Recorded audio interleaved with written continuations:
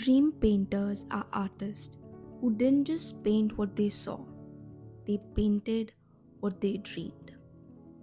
They explored the subconscious, imagination, and inner worlds, turning visions into images that feel both impossible and strangely familiar.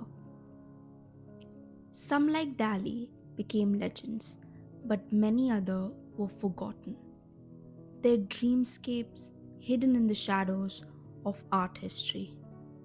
This series uncovers those forgotten dream painters and the worlds they left behind.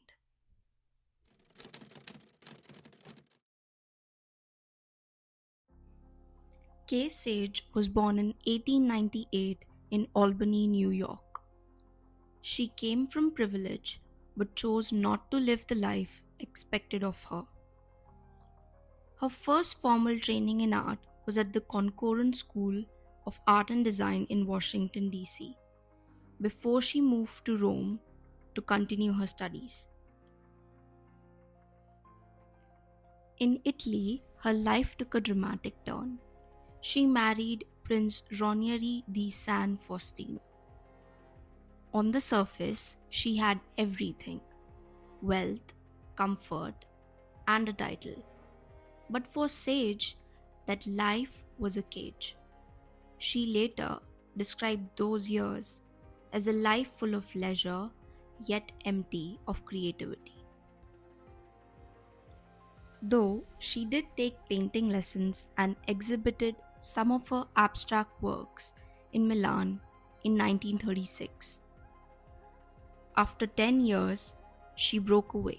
She left the prince, left the comfort, and moved to Paris to pursue what truly mattered to her: art. In Paris, Sage discovered surrealism. But while other surrealists painted whimsical or playful visions, her works were stark and architectural. Scaffolds, veils, endless skies, images that looked more like abandoned worlds than dreamscapes. She once said her paintings were about the ruins of tomorrow.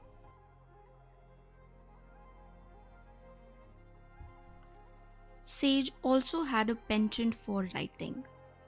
If the titles of her paintings felt like poetry, it was because her poetry often contained the words she couldn't put into images. It's even said she would change the titles of her works multiple times, as though the painting's meaning mattered more than any single name. Her dreams weren't filled with fantasy, they carried the weight of silence and solitude.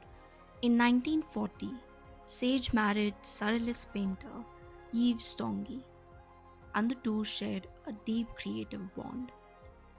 But in 1955, Tanguy died suddenly from a stroke.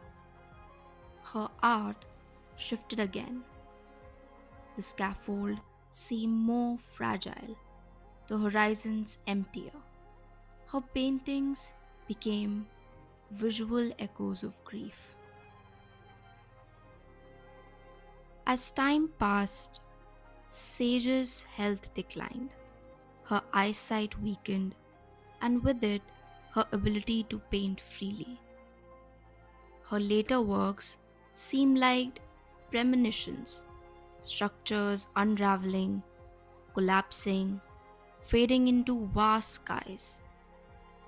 In January 1963, weighed down by despair and isolation, Kay Sage took her own life at the age of 65. The surrealist spotlight was dominated by Dalí, Magritte, and Ernst.